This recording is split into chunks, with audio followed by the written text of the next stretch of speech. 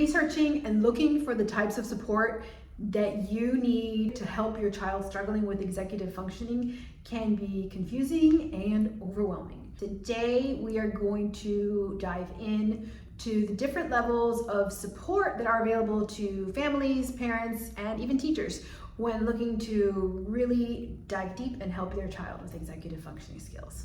But before we dive into the types of support, you've heard me say this a million times, I would like for you to have in your hands an idea of the strengths and struggles that your child has with executive functioning skills.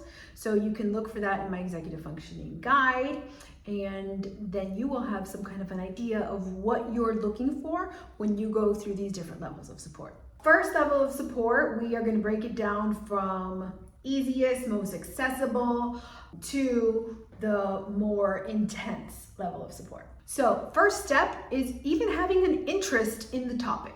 The fact that you're watching this video is you taking the very first step to get on the path of helping your child with executive functioning skills struggle. So congratulations. So having interest in the topic is the very first layer, right? So you found my video on YouTube, you could find an article. A little bit more comprehensive would be a book. I just did a book review on one of the Smart But Scatters books, right?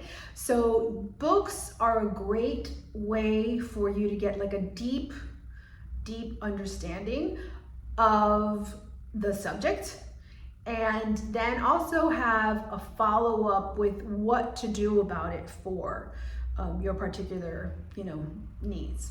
I personally am an avid reader. I know not everybody is an avid reader. Another way to get this information is through an audiobook, right? You can listen to it in the car.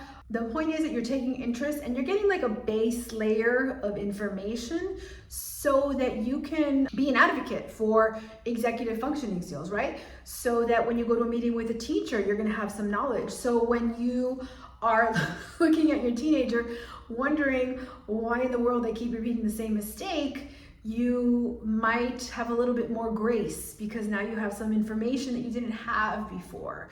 So it can really help your perspective and your relationships when you have this foundational information. I will say some books are super overwhelming and intense. So I have had families tell me, you know what, the book is great, but it was so much information that I didn't even know what to do first, and then I just thought, forget it, I'm not doing it. So keep that in mind, that we're not looking for you to follow everything that's in the book. What I really want you to take away from it is have that foundational knowledge so you know what to look for. Second type of support that I love, and now it's more and more common, is kind of like a DIY type of support. So this looks like a workshop, right? You might have a video workshop of me. I have a couple of them where I'm talking about, for example, time awareness, right? So I'll tell you the pros of time awareness, the benefits of time awareness, what it looks like when it works, what it looks like when it doesn't work. And then I'm able to give you some general information on how you can help your kiddo, even your teenager, even yourself, with time awareness, right? So the strategies are proven to work, right? The only thing that a DIY doesn't have is, because it's a pre-recorded course usually, it's not specific for your child's, let's say, age or scenario, but the strategies are proven enough that you would be able to apply it. Now, what I do like when DIY courses have is I'd like them to be very rich, right? I'd like them to have videos, kind of like a workshop like this. I like them to have a cheat sheet, a step-by-step. I like them to have a transcript as well as the audio version, because sometimes you just want to read it. Sometimes you want to hear it in your car. I just like for it to be rich. I have seen some courses and workshops out there that aren't as rich and don't have as many layers. So it's hard. I think it's hard for the learner to get the most out of this DIY course. I have seen some really good ones. Like I mentioned in my website, I have several DIY workshops. And I also am aware of Stop Parenting Alone, which has a bunch of great short but very specific and strategic workshops on all kind of parenting topics, from potty training to changing schools. So look for those things when you're looking at the DIY courses. Then there's what I call an intensive intervention. So this looks like you bring your kid to, when I had an office, to my office, you drop them off, I work with them 2 times a week, maybe for, I don't know, 3, 4, 6 months. So it's intensive because they're seeing me on a frequent basis. We've pretty much made a commitment to come to my space to work on certain things. It's also intensive for the families because you have to drive usually across town to get that one-on-one interaction. So this is more like a done for you, right? You bring me your child, I usually do an assessment.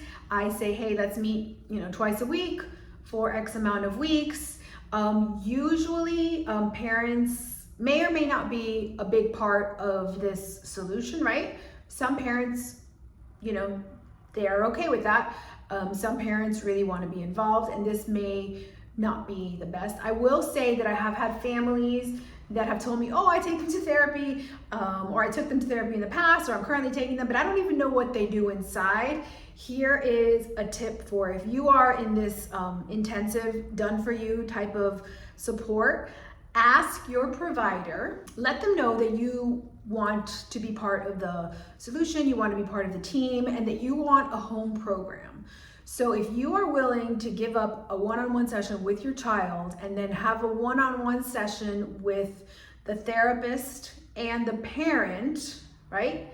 That goes, in this session, they let you know what they've been working on, and they tell you step by step exactly how they want you to do it at home, the frequency, everything. There's a lot of value in that kind of intervention, because my perspective is, at this point, you, the parent that are watching this video, you're the expert on your kiddo, right? All you need is some hand holding, some step-by-step, so that you know how to interact with your child a little bit more strategically, so that their executive functioning skills are getting better.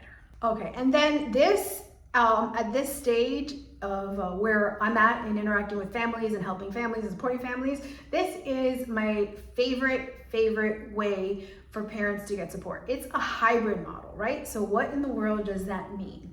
It is a place where you get the foundations, right? Because there would be information, resources for you to get the foundational information on executive functioning skills, right? There would be a customized plan, right? So in my case, the families that are in my hybrid program, we had that initial consult is where I send questionnaires, I send assessments. So that very first session, like the onboarding piece, is where family and I go over the strengths and weaknesses of their child. And we already start off with a step-by-step based on the information that we gathered from that initial meeting, right? And then the accountability piece is also built into this hybrid program, right? Which is why I love it, because if we are working on executive functioning skills weekly, twice a week, and there's nobody else around to help your kiddo with the accountability piece, it's gonna either take a long time or it may or may not stick.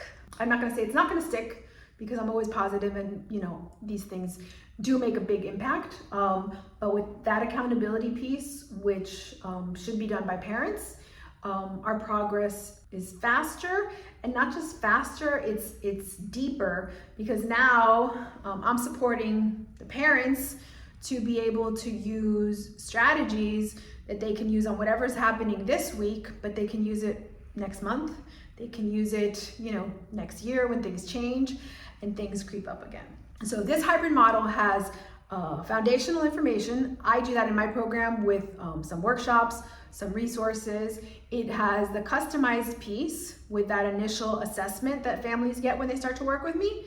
And it has the accountability piece that we work on during our time together. And the accountability piece is where we improve what we're doing, we change what we're doing, we problem solve. So all the resources, in my case, are in a portal, right? let's say your child struggles with working memory, right? There's a pretty in-depth workshop on working memory, right? So then when we come to our one-on-one sessions, our coaching sessions, we will figure out how we can use it specifically for your family and your kiddo. So this is why I call it the hybrid model, because it has a lot of that foundational stuff already built in, but we're able to customize it and provide the accountability. So it's like the trifecta of what actually works. So once you know the different kinds of intervention that you have at your parenting resources, it's really time for you to start practicing putting some strategies into place. So time awareness is something that everybody can benefit from, and that's exactly what our next video is going to be about. I'm going to share a time awareness strategy that you can implement with your child and right away.